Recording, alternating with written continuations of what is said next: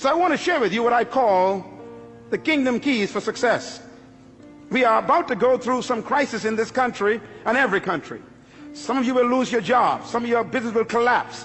Some of you will have downsizing and right-sizing. Some of you will have problems trying to keep your house. And some of you are going to actually lose your capacity to generate income. And I've been sent here by God, perhaps just among the other leaders, to tell you, look, if you're going to make it through the crisis, you have to focus on management.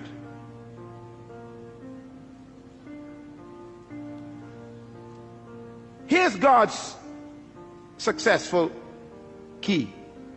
Genesis 1:28 says these words, and the Lord blessed them, and God said unto them, be fruitful and multiply and replenish the earth and subdue it, and have dominion over the fish of the sea, the fowl of the air, and over every living thing that creeps upon the ground. Now, listen carefully, because this is really the heart of God's mandate.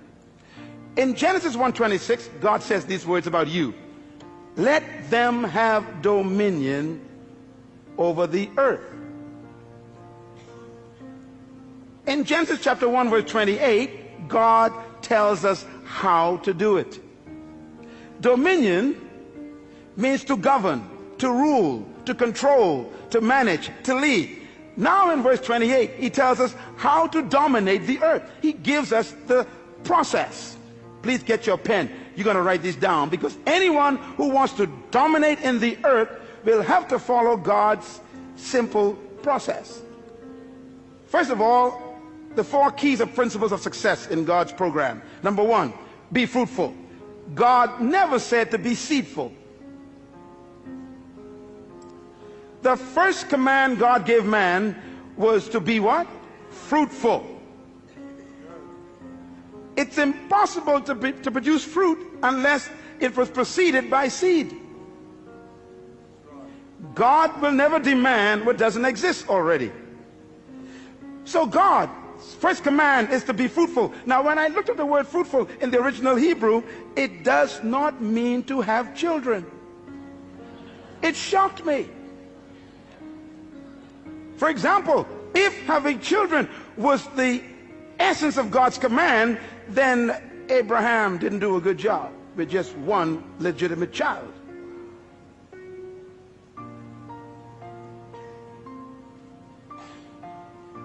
The word fruitful, write it down, it means productive. Be productive. God's first command to humans is be productive. That means produce something. Poverty is the absence of self-production.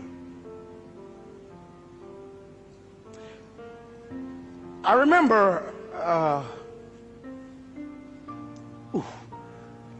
when Jesus was laying on the floor one day eating, a woman walked in.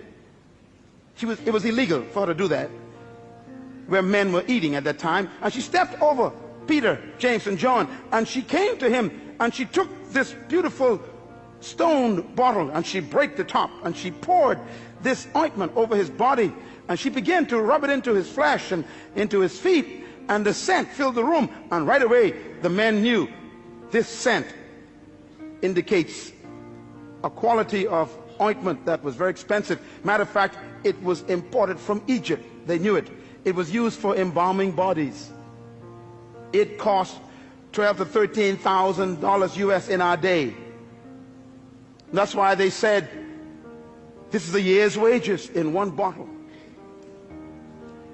And they complained to him and said, sir, why do you let this woman waste this precious money on your body?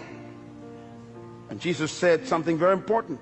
They said it could have been given to the poor. His answer was, the poor you always have with you. Now, when I look at the word poor there, it shocked me. It doesn't mean those who lack. It means non-productive ones.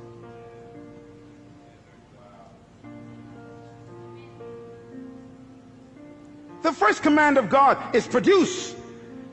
Poverty is when you stop producing. And by the way, stay with me here. God said to Adam, be fruitful. God never gave Adam a chair or a table. He hid them in the trees.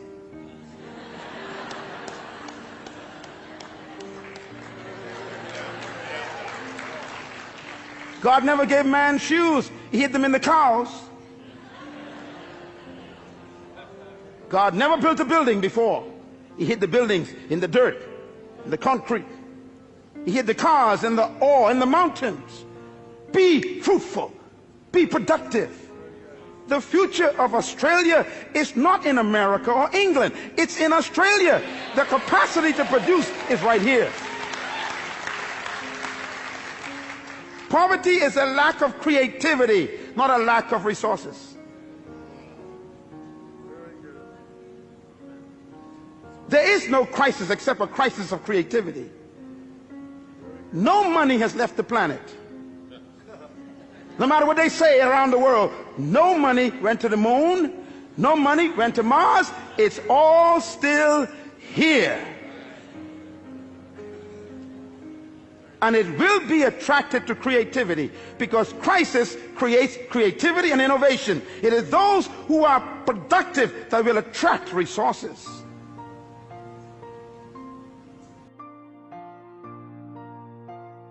Is multiply.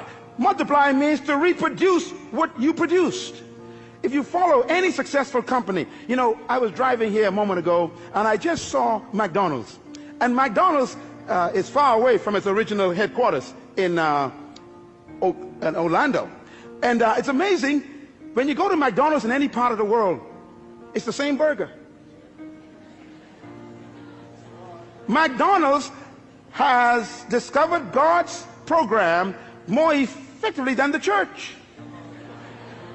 First of all, you what? Produce. Everybody say produce. In other words, you produce something. You produce one good item. McDonald's produced a product called Big Mac. You cannot find the Mac anywhere else. That's their fruit. But having a good product, you will still die of starvation. A good idea doesn't make you wealthy or successful. You got to be able to move to stage number 2. Multiply.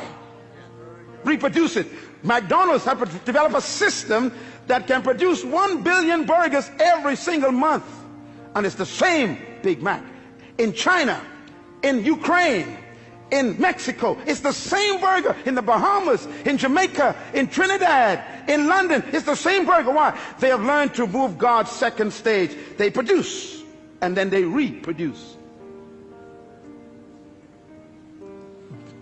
Every successful business on earth has stolen God's process, and only the church have missed it. That's why we're broke. Microsoft, Bill Gates produced one good fruit, and then he put the system in to multiply it. What you cannot reproduce will die. The third command of God is very important. He said replenish. Everybody say replenish. The word replenish means to distribute. You know, it's incredible. God's ideas are all business ideas. Why? You are a manager. No matter how good your product is, and no matter how many times you reproduce it, nothing can destroy a company faster than dead inventory. Come on, businessmen, talk to me. You can have the best product in the world in the warehouse and still die of starvation. You must move to the third level of success, and that is distribution. This church was not built by God just to become a good product. He wants to reproduce this 1,000 times in the city. And then he wants to distribute it to other nations of the world.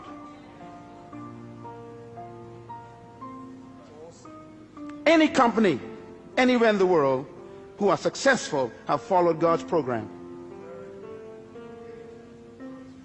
The fourth level of God's success management program is, he said, subdue. Subdue means to control the market. You know, McDonald's have no interest in competition. They are after domination. Yeah. If you are in business and you don't have a plan to dominate the market, get out of the business. Bill Gates is the wealthiest man in the world today because he was the most successful human so far in our generation who successfully followed God's program. He produced a fruit, he reproduced it, and then he distributed it in every computer, and he was so successful that the entire government was threatened in the United States. He began to dominate the entire computer market. So they called him into Congress, sat him down, and said, "You can't do this. You're too successful. You can't control every computer in the world." His success made him a threat. What are you doing with your gift? That's why I'm here today. You were born with a gift. Oh, I need 2 more sessions for this. This is too important. Listen to me. Your life is a packaged seed bag.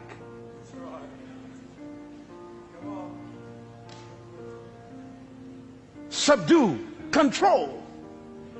And God says if you follow these 4 principles, be fruitful, produce your gift, your product, multiply, reproduce it, replenish, distribute it, subdue, control the market, the result will be dominion. Dominion, therefore, is not a pursuit, it's a result.